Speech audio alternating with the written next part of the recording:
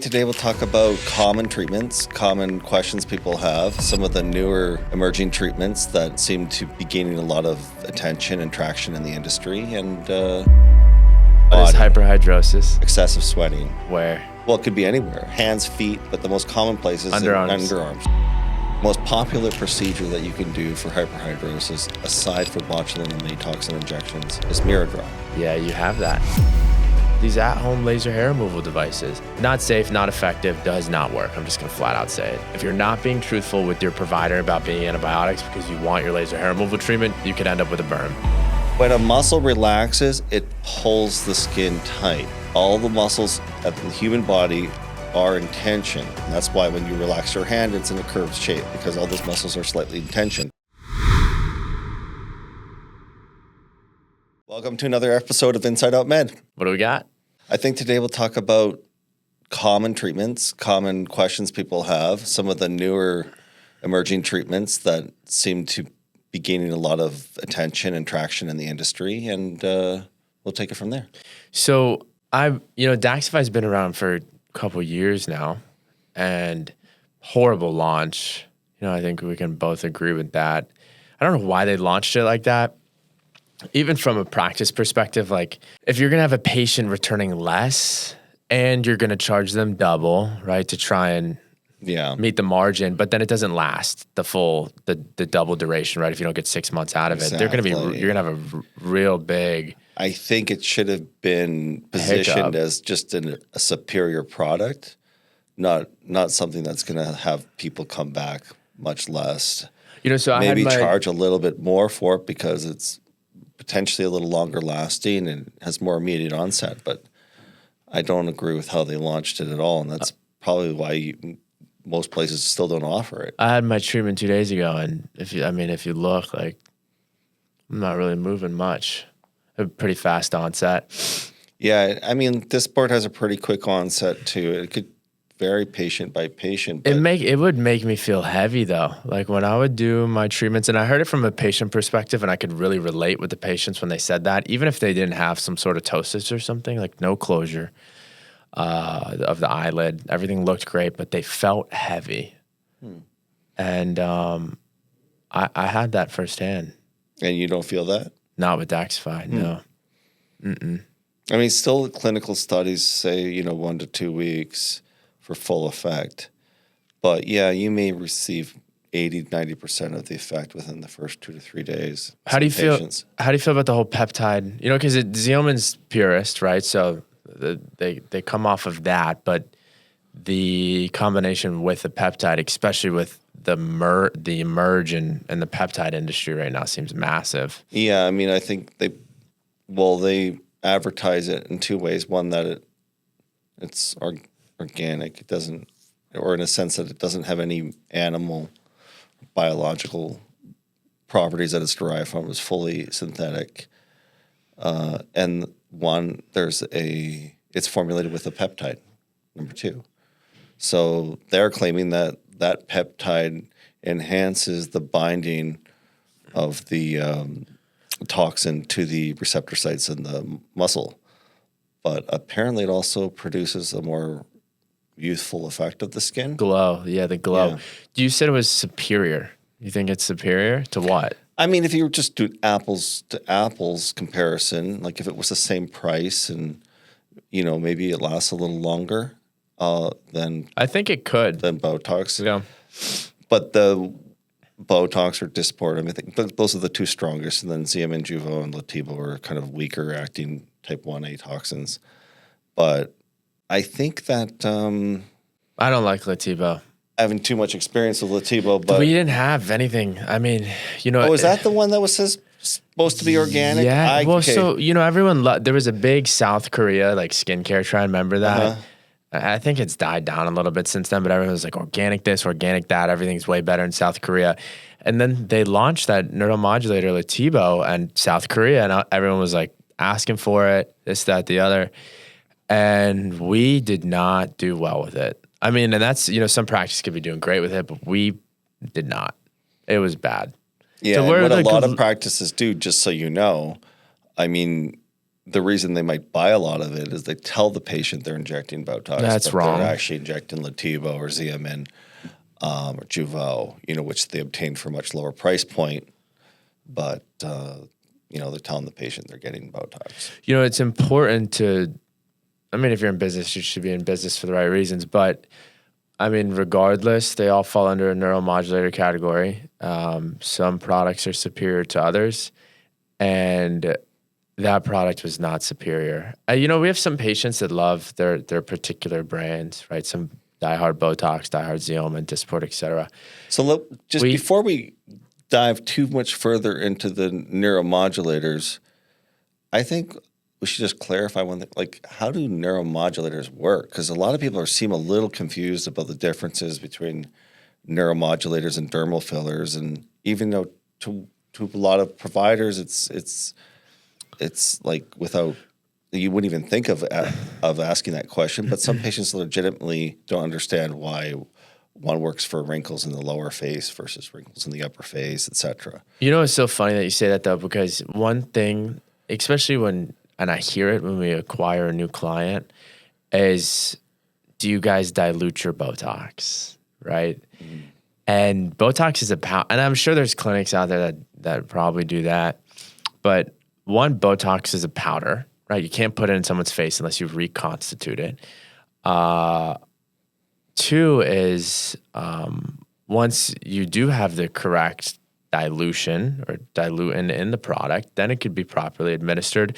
And it could still be administered wrong to where some products spread a lot more than other products. Mm-hmm. Well, depending on the concentration. If you have a very low concentration, you're going to diffuse a much higher volume of saline with injection, and therefore there'll be more spread to the adjacent tissue. It. Like, really, really dive into it right now, like between Botox and Disport.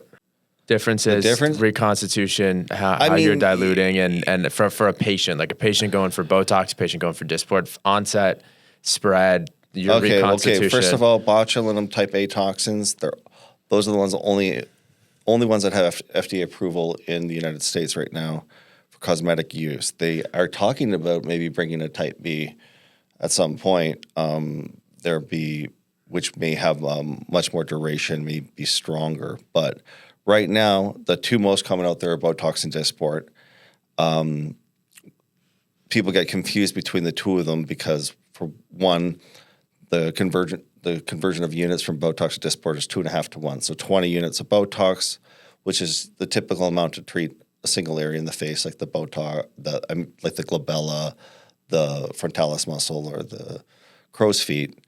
Typically around 20 units in most patients. Now, for Disport, it's going to be 50 units, 2.5 times to 1. Now, the way you dilute it could be the same because, the 300-unit vial of Disport be slightly more product than you get with a 100-unit vial of Botox. Now, the standard recommendations are 2.5 mLs per vial. A provider could use his own judgment on how he wants to concentrate it, but as long as he's giving the appropriate volume to represent the number of units he's telling the patient they're getting, that's what's important. But also, we have it where dose equals duration, But like clients think that, you can put 20 units in 3 areas and they're going to get 3 months of duration out of it or any duration out of it. And it's important to really educate if some providers put in 20 units in 3 areas, one, I don't know why, but if you do, it's definitely not the medical dose, right? If someone was writing a prescription for something, you're gonna write the prescription with it's not just that dose equals duration. Also, is also linearly correlated with efficacy. So the amount of muscle reduction that you get with that dose. We got so far off track though. So Botox, Disport, right? Talk onset. It's not a huge difference. Okay, that's great. Now, so what I'd say 2 to 3 days with Disport. A lot of people see differences in a couple of days. What about Botox 3 to 4 days? What about for areas, right? What lower face, upper face? Well, I was saying that it's a vague kind of description of fillers are typically used in the mid face and lower face and lips, nasolabial folds, jawline. The only upper areas they're using maybe the temples, sometimes the brows, the glabella, etc. But dermal fillers are used for replacing lost volume. Right? So whereas a Botox actually paralyzes the muscle. there it is. That's what I was looking for. Or Botox or botulinum toxin paralyzes the muscle. It acts on the acetylcholine receptor sites at the neuromuscular junction and No volume. no, it has nothing to do with volume. No volume. So when a muscle relaxes, it pulls the skin tight. All the muscles in the human body are in tension.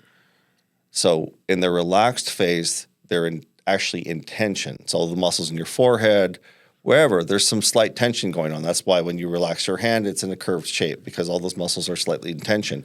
When you relax the muscle for real, it's actually going to pull on that skin as it relaxes the muscle, and that's why you get that kind of smooth skin that goes with the Botox application. Least favorite to least favorite. I'm not going to include Latibo because I don't have that much experience with it, but I would say it probably ranks very similarly to Juvo, and then Zemin, and then Botox, and then Disport number 1. But we're waiting on Daxify. And Daxify, I mean, the problem with Daxify is you've got to use way more units. Usually, but it's not more than 50 to more 60% more. Not more than Disport though. No, they say it's like a 2-to-1. So they came in the other day and they were like, because there are only 100, and I find it weird that they did this, right? They're 100-unit vials, but 100 units of Daxify is 50 units of Botox, right? So you'd think you'd make 200-unit vials, like Disport makes it 300-unit vials. Yeah. But so you have to use more vials, right? Because if you're putting For 80 units. proper treatment, you're going to have to use more than one vial. Mm-hmm. And I think the units sometimes scares patients, right? Like, oh my God, 100 units, 150 units, 200 units. Yeah, it has no clinical relationship. And just for the people out there that say, well, sometimes am I getting 60 units or am I getting 80 units? Is that too much? Does that be dangerous? No. I mean, you could do 200 units in your axilla, like for hyperhidrosis. There's no real risk of it spreading through your body. What is hyperhidrosis? Excessive sweating. Where? Well, it could be anywhere. Hands, feet, but the most common place is underarms. Yeah. It just seems like it's not a popular treatment, but we have clients that come in for it and swear by it. And it's exciting. You see like some patients that get emotional about it because they're so insecure about sweat underneath the arms, and it's gone. Mm-hmm. The most popular, I guess, procedural the most popular procedure that you can do for hyperhidrosis, aside for botulinum toxin injections, is mirror dry. Yeah, you have that. I have mirror dry. You like it? Is it? I mean, I don't know much about it, but I know it's expensive. It can be a little expensive, but the other thing is, and when the company first launched the device, they weren't entirely honest. They were like a one-and-done treatment. You'll have almost no sweating afterwards. They advertised an 80% reduction in sweating with a single treatment, but most patients are going to recover some of that lost function of production of sweat from the sweat glands as well as from the odor glands. It's great because it does reduce odor and sweat. And it does have some permanent effects, but you do need 2 to 3 treatments to reach full kind of reduction in sweating for most patients that have significant hyperhidrosis. It's kind of like with everything in the realm. Even if someone's going to go as invasive or ablative as a CO2 procedure or as, plastic surgery, you're still aging, right? So as you continue to age, your hormones are all over the place. Mm-hmm. Everything continues to change internally, externally. Like treatments need to continue to be performed. Nothing is, all the companies love to use that though, like one and done, soft wave, one and done. CO2s are one and done. None of it's one and done. No. And that's the truth of it, right? I mean, it's great you notice significant results, even with the GLP-1s, right? It's like you're on a program. We have a lot of clients that'll go on a program, do very, very successful. Okay, it's time to get off. They taper off. They get off of it. And then in a couple months, they're back because their lifestyle never changed, right? Or it changed minimally to where it's like it changed to where they were having progress. The GLP-1s helped the progress. They're doing their body comps. Their blood work's coming back more favorable. They're getting visibly healthier, but not to the point to where they could keep the weight off after they get off the medication. Yeah. I mean, there's two, I think, groups of people. I mean, some do very well at keeping the weight off with GLP-1s, and then the others think, I mean, they don't have to change their lifestyle pre-GLP-1. And then eventually their old eating habits will return. I sent you that site today, and we touch on GLP-1s a lot, but it frustrates me just a little bit because, I mean, I filled out another questionnaire today, and I had medication within an hour. Like, it's just so much. I mean, it's like we spoke about before. There's really no laws in the books. There's no oversight, though, and there's no oversight because there's no laws. None. I mean, people are going to get away with the bare minimum, especially in the net, on the net. Like in the internet, I mean, there's going to be all these shady characters opening up internet websites that provide telehealth medicine. That happens in every industry, right? It has nothing to do with medical doctors at that point. Yes, but can you talk about how big of a risk there is with not knowing what's in your compound 1 and 2, like just dosing yourself how you want, or like you get hungry, you take another shot, or the complications that could occur if they go too long unsupervised and what could happen?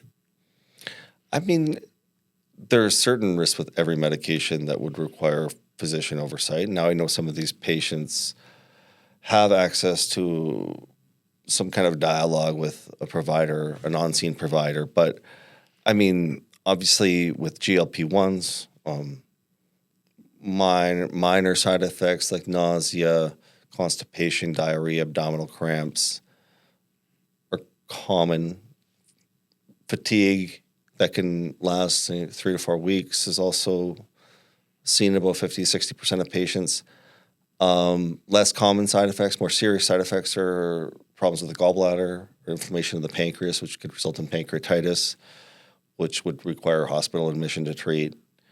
If someone's having severe nausea and vomiting due to an overdosage of GLP-1s, they could become dehydrated and have side effects similar to severe food poisoning, which also may require hospitalization.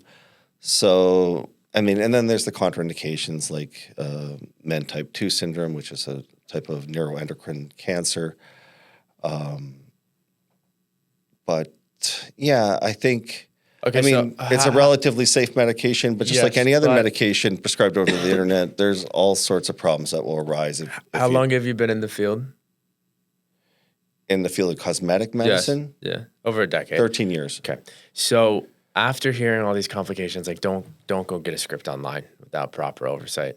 I mean, if I was a patient, I heard that. No, but the nice thing about going to a clinic is you see who's giving it to you. Yeah. You know where you're getting it from. You know the compounding pharmacy. With the stuff online, you don't really know anything about the pharmacy until it arrives there, and then you may not be able to find anything about that pharmacy online. And if it's a 503B distribution center and they're putting their own logo on it, then you really have no idea who's making your medication.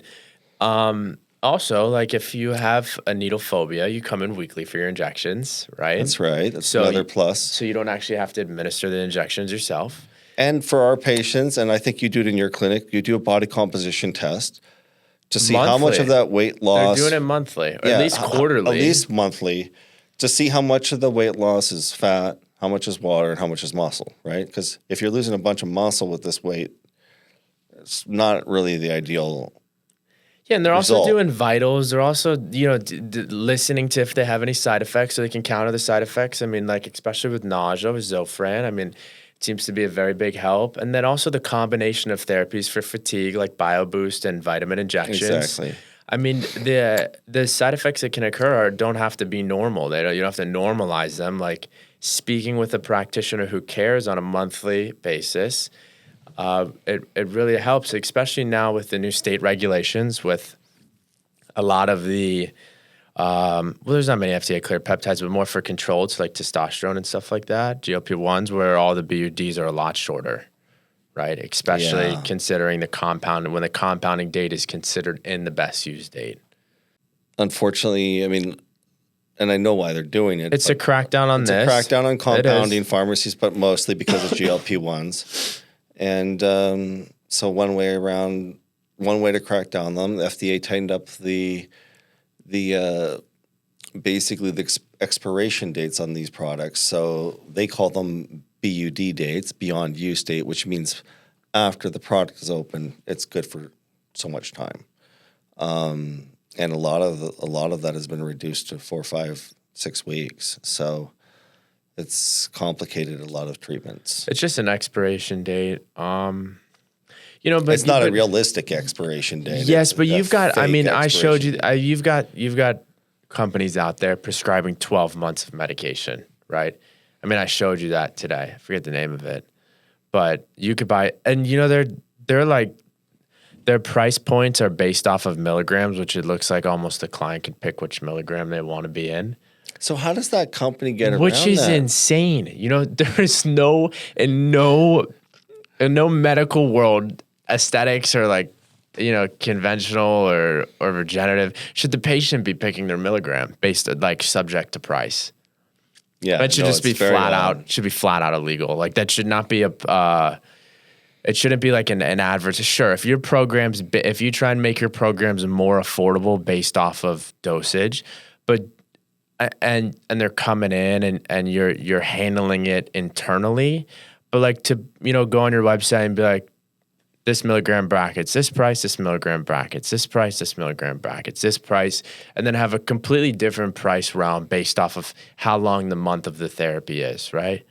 Yeah. The milligram changes based off of, one, the tolerance of the patient, two, the how well the patient's doing, how well they respond to it, and it's like evaluated on a monthly basis, and they're just like, here, you can buy 12 months of medication, and you can pick your milligrams. That's the way I interpreted it. It's very strange. I mean, and also, you fill any medication at the pharmacy, changes in milligram strength don't change the price of the medication. Now, for providers like us, obviously, if you're dispensing more of that medication, it's going to cost you more. But I don't think you should really pass that on to the patient. I think. Well, they're all programs, right? Program, so exactly. The thing is with a lot of these online telehealth clinics, or I see some pharmacies like selling to patients though too, which should like it's like direct. Well, they have a doctor that signs the scripts. The pharmacy should be B2B, and it's like now B2C. Like that's like a new thing now too, which is really crazy. But okay, so let's say pharmacy's B2C or business. Hims is basically a pharmacy. Yeah, but it's just a pharmacy that's you're not necessarily got a storefront with them. It's almost as if you're buying a medication, right? Yeah. If a patient comes to someone like us, sees one of the providers, sees someone like yourself, you're buying a program. You're buying, Chris's time. Mm-hmm. You're buying the protocols that go into this program. It's not just the medication is just based off the diagnosis, right? That's just a small, tiny piece. There's so much more that goes into these weight loss programs.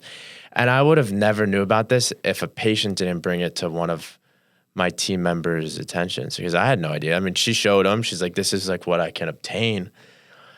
And I'm like, kind of, pour your heart out into it. Explain like what's going on, like how something like that could be safe, but probably isn't the best. Like show her the progress and explain how like a little bit more of a financial investment is not just in the medication, it's in your safety. Yeah, for sure. And I think if you're on this medication for a few months, you should probably do follow-up blood work just to see how you responded to it from a glucose control standpoint, even though that may not have been one of your motivating factors to do it. But a lot of people that are overweight do have elevated hemoglobin A1C or maybe pre-diabetic, and it can help there. It can help with fatty liver. It can help reduce cardiac risk. So there's a lot of benefits to taking the medication in the right patient that may be ignored by a lot of these online pharmacies. Blood work is so online telehealth important. clinics. Yeah. I mean, can we not agree there, right? Yeah. That lab work is so important because, you know, everyone wants to sell their product, right? Like all the companies want to sell their pharmaceuticals, all the supplementation companies want to sell their supplements. So they're going to market well. They're going to try and get sales. It could very much work, but it's important to know your levels internally so that your provider can dive into what is actually going to work for you. There's some incidental findings sometimes. Like one of your friends, I mean, they had very elevated liver function tests that what's wasn't crazy, suspected. You knew it on the spot though. Like you had it on the spot. You're like, first thing was like, what are the supplements you're taking? And they kind of like beat around the bush a little bit and then finally give you a direct answer. You're like, stop, come back, test in a week, and everything's back to normal. Yeah. And it's like, you're not going to get that approach, the concierge service of that. You're not going to get any of that. You might, maybe speak with someone via telehealth who's sitting in their, house or cubicle or wherever. I haven't done one of those visits before to see where these people are actually at. I remember I went to a Stanton Optical I was telling you about. It was all virtual, which I was not a fan of. Mm-hmm. So I would guess it would be similar to that, right? I mean, Do you think all the working from home type of thing? I mean, as soon as you obtain your MPI number, your DA number, you're allowed to prescribe, right? Oh yeah, those providers are. They don't ask where you are. They're right? not doing it from some kind of headquarters or anything. They're at home. It's all virtual. Beside the pool. Yeah, it's ridiculous. They hear the dog barking in the background and baby crying. It's not very professional, but it's your safety though. Mm-hmm. I mean, like you could try and teach to enforce safety. Like safety is important. Come see a provider, and some clients do appreciate it. And I like to see that. Like you put so much into a program and it works, and you see people get healthier and they refer and they're happy. And it brings me joy to see that the success of that, but it's also difficult to compete with someone who go buy a script for $70 online. You can't. I mean, you can't. You just flat out can't. Imagine if they started making a Botox you could apply at home. Well, so it's funny, and I'll show you this real quick. I saw our videographer came in recently, and we were highlighting laser hair removal, and this big thing right now. It's been actually these at-home laser hair removal devices, not safe, not effective, does not work. I'm just gonna flat out say it doesn't work. No, doesn't you work. would have tens of thousands of hours. They can have tens of thousands of reviews that give it 5-star. I don't know how they get those reviews. No, it doesn't work. So it just flat out doesn't work. 2, look up laser hair removal burns. 1, antibiotics, light sensitive. If you're not being truthful with your provider about being antibiotics because you want your laser hair removal treatment, you could end up with a burn. Mm-hmm. Same with tanning beds. Tanning beds, self-tanners. If you're getting your face done, retinol products, right? All that sort of stuff. And there's no pre and post instructions and things like that can occur. But just so people are clear, if you receive a tan from a tanning bed versus natural sunlight, you have 2 months. You have to wait longer. Yeah, it's 2 months. If it's from a tanning bed than if it's from sunlight. Correct? Tanning beds are horrible for you. I mean, it penetrates deeper into the skin. It puts you at increased risk for burning with like laser or light treatments. So like this right here, this 800 IPL hair removal. So like 8,000 series, right? They throw this massive number at a consumer, and it's selling for $500, and it's got 5-star reviews, and I could promise you that it doesn't work. Yeah, it doesn't work. You're gonna spend $500 on this, and there's no pre and post instructions for if something goes wrong. You're gonna use ChatGPT. You're gonna use AI to figure out how to solve your problem. But if a burn occurs, it has to be addressed. You're gonna end up with a scar. Mm-hmm. And there needs to be proper protocols in place. The reason that electrologists have to be supervised by a physician, even if it's an electrology facility, is because when you're using a laser-based device, there is significant risk. There's significant risk for skin damage with the treatment, which usually is burns, but it can also be hyperpigmentation reactions in certain skin types that are prone to it. Or there are some patients, like you said, that may have had antibiotic use or a retinol or tretinoin cream, or have been taking Accutane recently. I think and they're going to be at a much increased risk for issues like that. I think it's 6 months actually post Accutane. You have to wait 6 months to allow it to be taken out of your system before you can undergo a light-based procedure, or you can end up with some pretty nasty stuff. And these things are also kind of expensive. Like, I mean, I'm looking on Amazon, and I've said it. We've got plans at $19 a month starting at, which honestly are unlimited. Once you're done with your payments, it's fully unlimited. And you don't have to shave. There's no irritation, no ingrowns. It's done by a licensed provider who's also supervised by him right here. And it's important that this shit stops being sold. Like, don't sell it. Yeah. I don't like it. Don't sell it. And maybe like they think it like the marketing is good behind it, and they might see like a little tiny significant improvement. But we're talking like with utilizing a Candela Gentle Max Pro, I'm talking like 99% reduction over time, over the course of a couple of years, like 100. Like you're there. Like if you're shaving once a week now, it goes to once a month, then it goes to once bi-monthly, quarterly, and then on an annual basis, and then you're just not shaving. PCOS, huge. Well, because they have hirsutism. Yeah, PCOS is a huge condition that attacks the follicles in the face also. And it's a big insecurity. I can very much reason with why that would be an insecurity for some people. And they come in and it changes their life. Yeah. No, there's really no way around it. I mean, some things you just have to go and get it professionally done. These at-home treatments, for the most part, don't work for much of anything. Same with the electrostimulation devices. They make it look like a handpiece, though. They put it in pretty packaging. 400 plus bought past month. Nude Flasher Pro. Doesn't work.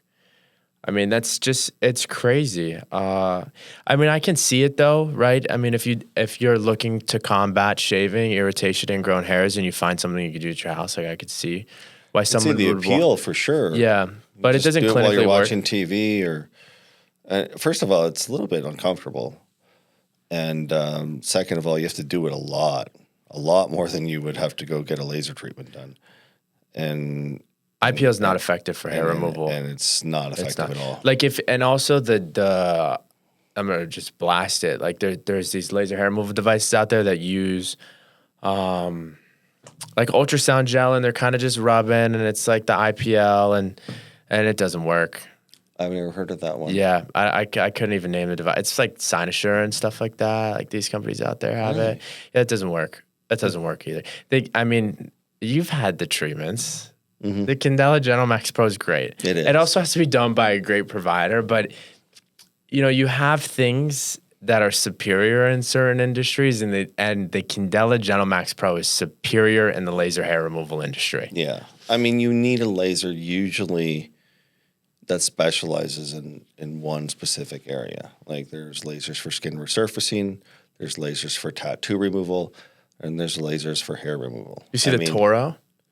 The Toro is really nice. There's like this whole thing that you know a little bit more about it, a lot more about it than I do. The pico nano wavelength, right? Picosecond, nanosecond, and then the different what are the different? It's 564, 1064, the 755, and there's those three wavelengths that they primarily work within that range to break up the boulder into smaller pieces. Break up the pigment into smaller fragments. They talk about it in a rock perspective. It seems like the easiest way to break it down. But you break up a boulder into more manageable sized pieces, and then use different use the picosecond on the smaller particles to break them up more so that the body can absorb them. And it seems like it could be pretty effective, you know? It seems like it. I've seen some great. So just for everybody out there, these are like Q-switch lasers, and they use a very narrow range of wavelengths that specialize in removal of specific colors, pigments. So, there's the red, the green, the blacks, the most common colors, and there's some other less effective colors to remove, or yellow and orange, the lighter colors are more difficult to remove. There was because I saw some companies out there that would only use one wavelength, and the reason they sold treatment packs and not like a treat to complete session is because they never knew. Packages of 6, packages of 8, packages of this, because they're never going to get because you're never going to get it removed, right? Yeah. Because they couldn't make the investment to buy either. It used to be 2 separate technologies, Pico or Nano, but Toro Cartesa came out with a dual technology device. Yeah, that has both modalities, picosecond and nanosecond pulses. And the pulse duration is done so that you can use the max amount of energy in the shortest period of time so that you're not damaging the tissue. If you just use the wavelength of light at a certain energy for an indeterminate amount of time, you're going to end up with a severe burn. So the way around that was the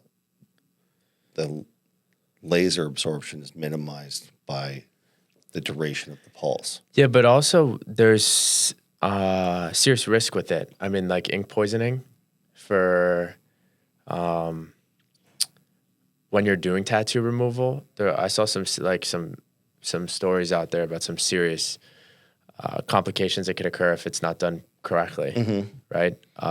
Where the ink, it could seep into your bloodstream. Yep.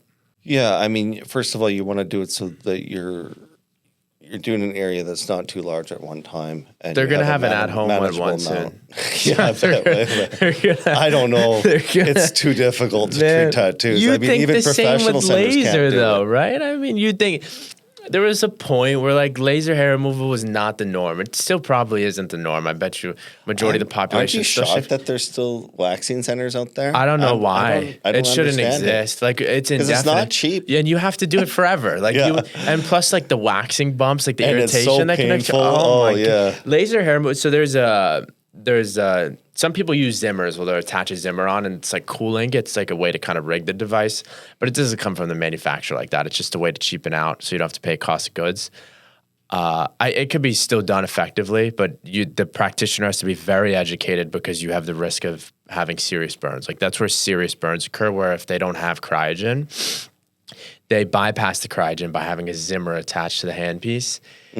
And so you don't have the disposable of the cryogen, but I could see how it could be a little bit, it could ease the pain on the patient, but the cryogen helps so well. Yeah, you wouldn't want to do it without that. I mean, it's night and day and I'm a baby when it comes to it. I really hate getting it done, but they also can tap, some of the providers go press on the area after they hit it. And the pressure of the press also really makes any type of pain go away. I noticed that. So as long as the practitioner is very educated in what they're doing, the treatment can be 1, very fast, and 2, very safe, effective, and manageable. So skip the Amazon at-home laser hair removal devices, and when these companies come out with the tattoo one, don't get that either. Yeah, if you're going for tattoo removal, do your research on whatever device they have, because the older tattoo removal devices weren't great.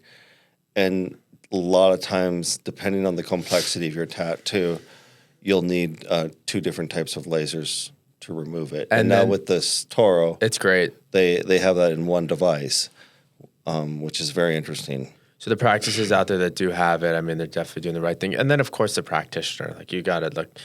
I mean, you got to look at who's utilizing the machine. It's not going to be effective or safe if the practitioner isn't knowledgeable. I mean, these these companies, come in and train for serious amounts of time, and then their protocols, packets, they're big. So if these practitioners are not diving into that, the treatment could go wrong pretty fast.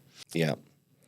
So moving off from lasers, which we could talk all day about lasers because they're exciting, lasers are used for pretty much everything now. Mm-hmm. Vascular lesion removal or benign pigment removal, all sorts of different types of skin resurfacing. Well, you're also an expert with the cautery. Yeah, that's insane. I had a mole here, and you can't see it. It's gone. You're happy with it? Very happy. Yeah, and it's very. It's one of these things. It's super. It was so easy for you to do it too. I went to his practice. It was probably like almost a year ago, and he's like, "Dude, we got to get rid of this." He just took this thing, and I was like, "All right, let's do it." Oh, at least you let me. And it was so easy. And it was just, it healed. The scab have healed, and it went away. Yeah, so it's funny. I took a lot of interest. I was going to this one dermatologist during my residency to do like some training in dermatology, and I didn't know you did that. Well, as part of doing like overall kind of family medicine, you train in different areas. Oh yeah. Mm-hmm. And dermatology. You like it? Not really. Dermatology, honestly, first of all, it's very hard to find a good dermatologist, to be honest with you. Why? And I don't know why, but it is.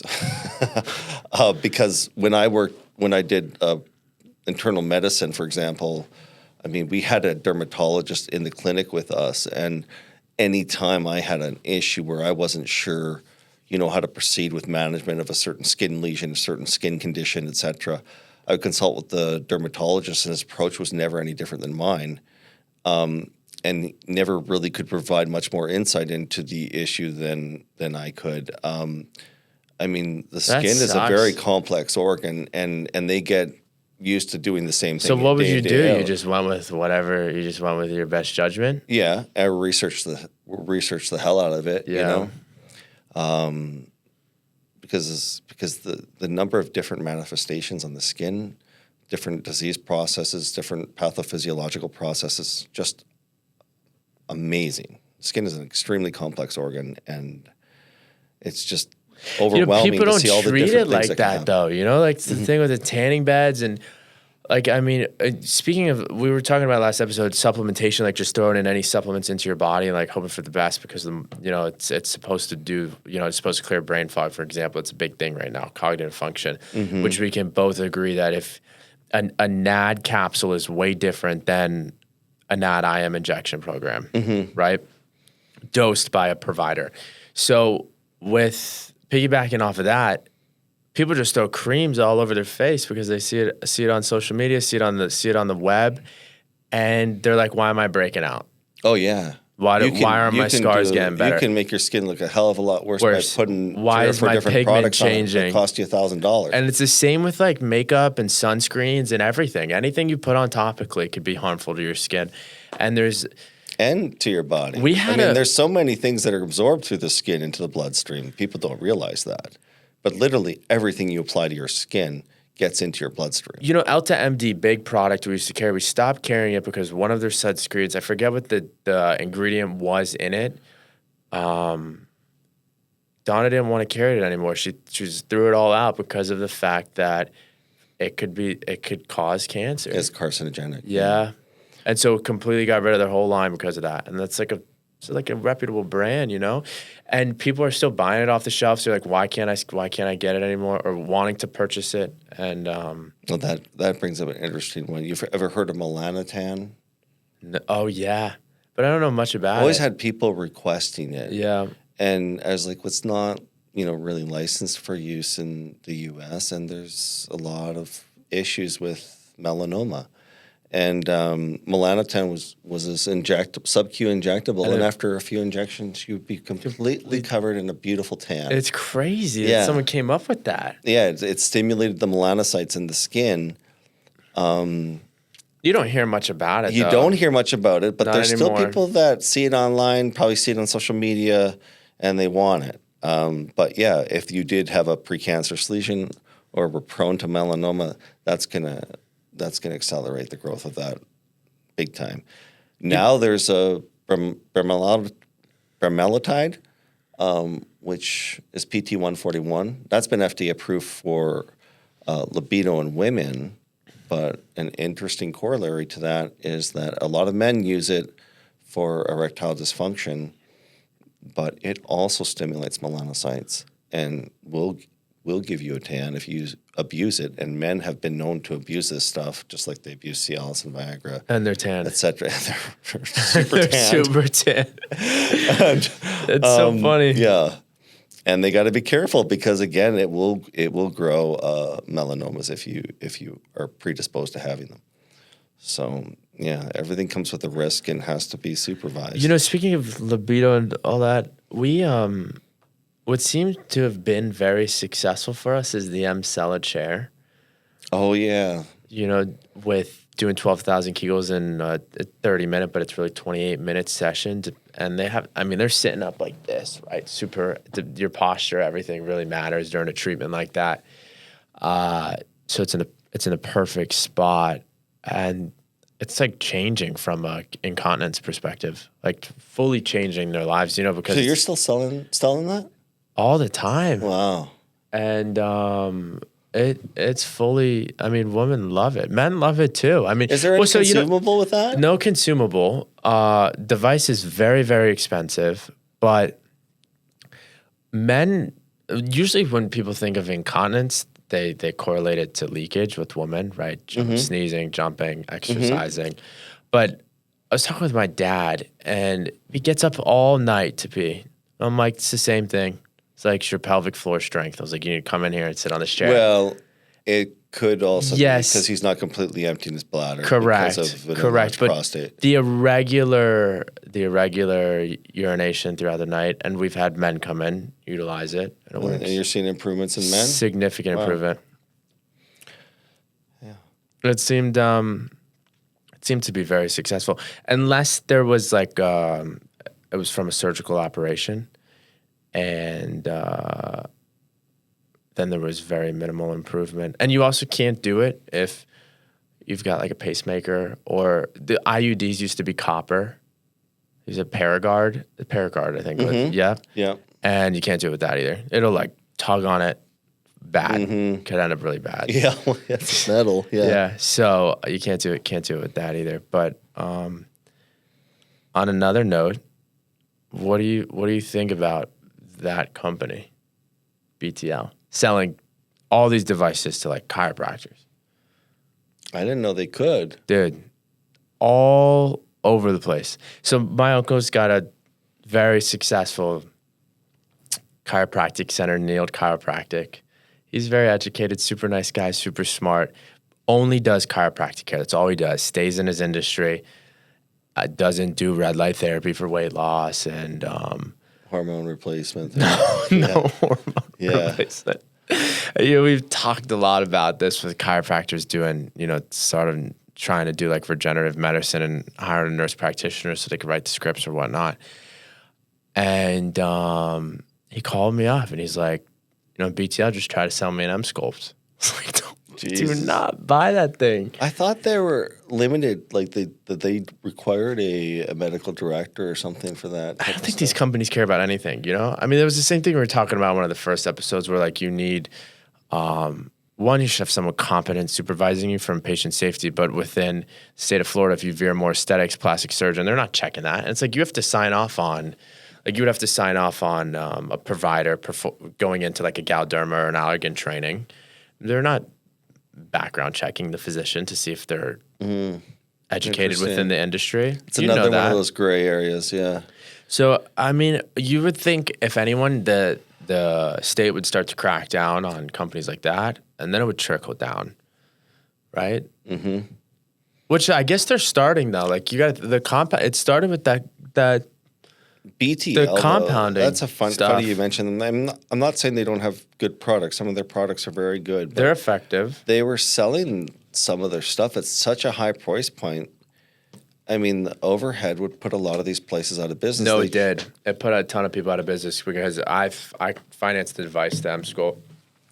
We're talking like hundreds of thousands of dollars, and very, very expensive. And when you finance something with a bank, you've got a relationship with the bank, and they had certain banks financing all of their equipment, and the companies would default on their loans, and then people who weren't defaulting on their loans, they'd offer the equipment to you at a fraction of the price, no value. I mean, like, you think a car is depreciating asset. Like, if you buy this device, it's worth nothing, like absolutely nothing. And there's a consumable on it, not as high, but there is a consumable.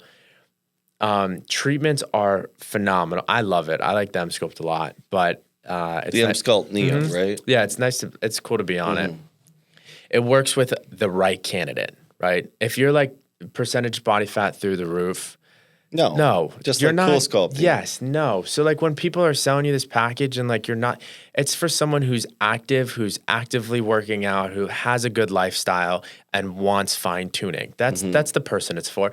M-Tone is great because of the RF and the high fem mechanical vibration, the repercussion on the skin, and it helps with cellulite and repairing the fibrous bands, and helps with cellulite a lot. But these devices aren't good for people who have a bad lifestyle, aren't hydrated, like aren't doing the right things externally. It doesn't work. Flat out will not work. And I mean, since we kind of segued into body contouring, and one of the most popular body contouring devices out there that's been out there for the longest period of time, I think, is CoolSculpting. Yeah. And it's got a lot of negative and positive news, but most recently, a lot of negative news. And it's only because of Emsculpt, though. I think it's strictly because of Emsculpt, because Allergan took an approach to, like, you think of you're trying to get rid of fat. What do? You work out, you sweat, you sit in a sauna, you do a hot yoga, anything hot, like all heat related, right? And so they took a different approach to it. And you've been very successful with it, with the right candidates. The CoolSculpting, yeah. But the thing is, you got to be honest with your patients. I mean, yeah, it's great. You can sell a package to someone for $5,000. Just and there's a lot of sleazy places that will do it. What about all the fake devices? They won't have any improvement, any notable success with it. If they're not a good candidate for CoolSculpting. These companies need to crack down on the people selling like a knockoff CoolSculpting treatment, knockoff Emsculpting. I signed a MAP, which is for everyone out there that doesn't know what it is. I didn't know what it is when I first signed it. It's a minimum advertised price, right? Yes. You sign an agreement that only allows you to advertise the price at a certain range. And then I've got Joe Smo down the street selling it for $100. Yeah. And then you're like, hey, why are you doing this? Why are you allowing this place to do that? Like, oh, we'll have our legal team look at them. They never do. No. It's like, so that's another thing for practitioners out there that where these companies promise you the world, don't do it. They're lying. I mean, some of them are great. I have some very, very good reps, but like 2 or 3, and that's it. Everyone else, every other representative that I've ever dealt with is not with the company, doesn't really care, was in it for the sale, wants another sale, is out of the industry, so much and it's turnover in these now in the reps, too. pharmaceuticals. Most of the device reps are now in pharmaceuticals, and they promise you all these things, and as soon as you buy the device, they quit. $100,000 piece of equipment isn't just going to make you money. Yeah. And also, just because they make it seem like it's the best piece of equipment and it can treat a wide variety of skin conditions or some body contouring, or some hair removal. We've hit on a lot of stuff. It might not. Like, do your own research, have someone else fact check it, and make them give you a good deal. Like, if you are going to go through with it, push. Like, they want the sale, Like, it seems like FOMO is a big thing with it, right? You want the newest, latest, greatest thing. I probably wouldn't have purchased some of the devices I've purchased if I really thought through it. I mean, think about it, right? Emsculpt Neo, love the device, great treatment. GLP-1s are better. Emsculpt Neo was sold as fat loss, muscle growth, right? GLP-1's workout plan, way more cost effective, a whole lot better. But then again, as to play devil's advocate here, I mean, for someone who doesn't want to do GLP-1s is fit, and it would work really well. I mean, but it if you have wasn't someone worth like- what it was sold for, though. I mean, No. that was just outrageous. I think it's sold the intention for Emsculpt Neo or CoolSculpting. It's for someone that wants to fine tune their body.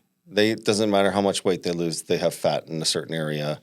They have trouble building muscle in a certain area for the Neo, and those are the people that are good candidates for, not people that want to lose 20 pounds of fat in their abdomen, or their lower body or the midsection. So that's the problem. They did get the FDA. You know how hard it is to get rid of visceral fat, and they did get an FDA clearance for 4% visceral fat reduction. But you're going to see a visceral fat reduction with any amount of weight loss. How do you typically. obtain that statistic, though? Like, how 4% and what candidate off of what? I mean, like, I wonder how they obtain that statistic, They probably did MRIs. You think? Yeah.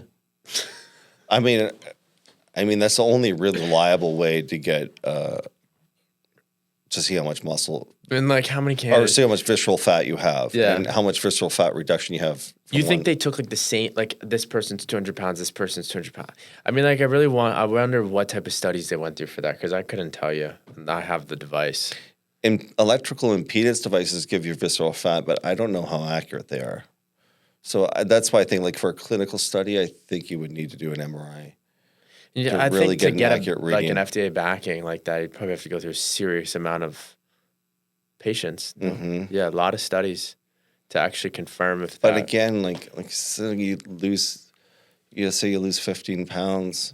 I mean, I know that's more of a body contouring device, but even from strictly a weight loss device, you're going to get a visceral fat reduction with like 15 pounds, like probably 3 to 4%. How do you feel about like cryotherapy and red light therapy for weight loss? For weight loss, no, absolutely not. Just for weight. I mean, you can use it to supercharge your metabolism, to increase blood flow, etc.